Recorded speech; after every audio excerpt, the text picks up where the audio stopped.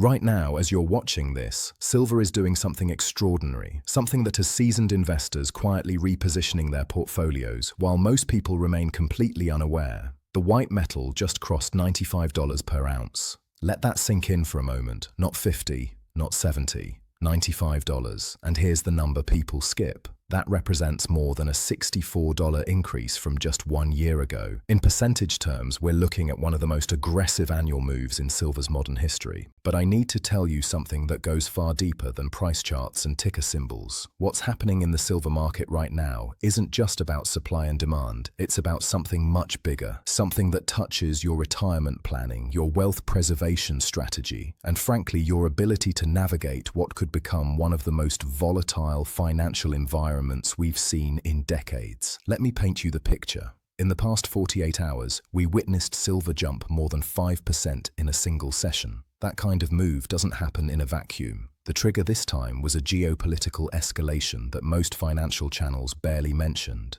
President Trump threatened to impose new tariffs on 8 European nations. The reason? Their opposition to his plan to acquire Greenland.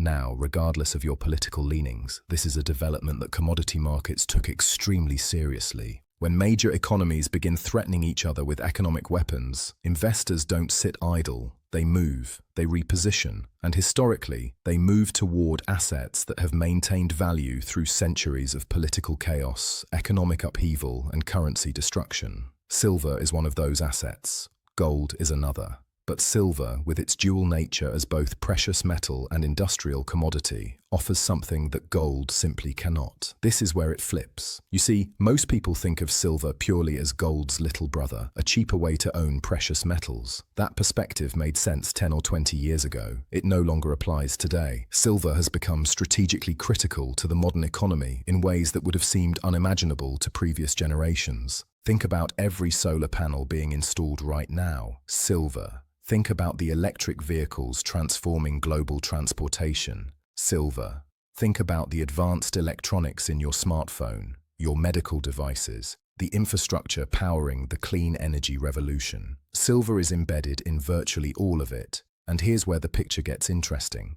China placed export controls on silver in December. This wasn't a minor regulatory adjustment. This was resource nationalism in action. One of the world's largest silver producers essentially told the global market that their domestic industries get priority, that foreign buyers would face restrictions. And when you combine this with the structural supply deficits that have been building for years, you start to understand why analysts at major institutions are projecting silver could reach $100 per ounce within months. Let me put that in perspective, using real numbers.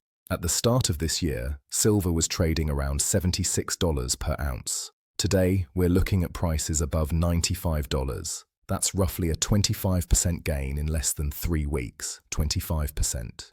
In commodity markets, that kind of move usually takes quarters or even years to develop. The velocity of this rally tells us something important about the underlying dynamics. Now, I know what some of you might be thinking. Isn't this just speculation? Aren't traders simply bidding up prices based on fear? That's a fair question, and it deserves a thoughtful answer. Here's the reality. Silver's fundamentals have been tightening for years. The gap between how much silver the world mines and how much the world consumes has been widening. Industrial demand continues accelerating, while new mine supply has struggled to keep pace. London markets have experienced physical squeezes over the past year, which means there simply wasn't enough metal available to satisfy delivery obligations. When physical markets tighten to that degree, paper prices eventually have to reflect reality. But let's talk about something that makes this moment different from previous silver rallies. Let's talk about what's happening at the Federal Reserve. The Fed's chair is currently under criminal investigation. This investigation relates to the renovation of the Federal Reserve's headquarters. Now, whatever the merits of that investigation may be, the market reaction has been swift and significant. When investors perceive threats to central bank independence, they don't wait for outcomes. They hedge. They protect themselves against scenarios where monetary policy becomes subject to political pressure. And there's nothing better for precious metals than concerns about monetary stability. History proves this point repeatedly. Every time citizens have lost confidence in their monetary institutions, hard assets like silver and gold have performed exceptionally well. This isn't speculation. This is historical pattern recognition. Here's the part that might change how you think about the next 12 months.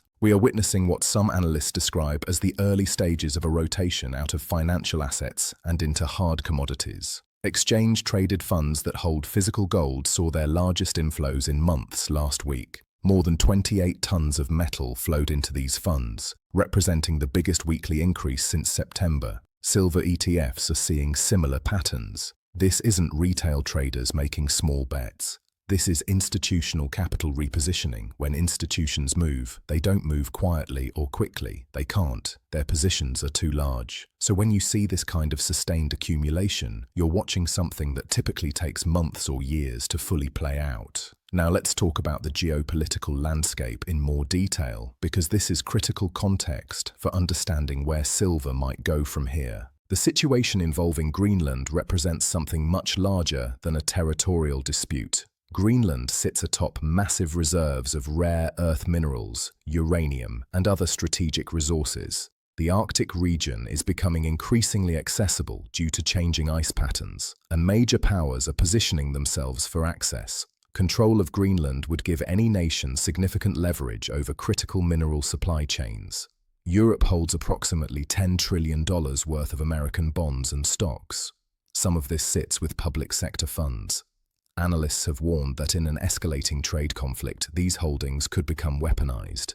European leaders are already discussing retaliatory measures, including tariffs on more than 90 billion euros worth of American goods. This is economic warfare territory, and in economic warfare, precious metals historically perform one function above all others. They preserve wealth when everything else becomes uncertain. Let me share something that most people completely overlook when analyzing silver. The retail investor community has increasingly embraced silver as a preferred trade. This represents a meaningful shift in market structure. When retail flows align with institutional flows and when both groups are simultaneously accumulating the same asset, price discovery tends to accelerate. Resistance levels that might have held for months get cleared in days. Silver mining stocks jumped significantly last week as the metal held above the $90 milestone. This is important because mining equities often lead the physical metal.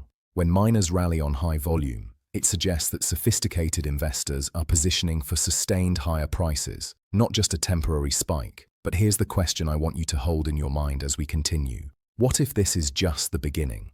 Bank of America's commodity strategist has outlined scenarios where silver could trade between $135 and over $300 per ounce. That's not a typo. $300. Now, those are potential peak scenarios, not base case projections. But the fact that serious institutional analysts are even modeling such outcomes tells you something about the asymmetric risk profile that silver currently offers. Consider the math. If silver trades to $100 from current levels, that's roughly a 5% gain from here.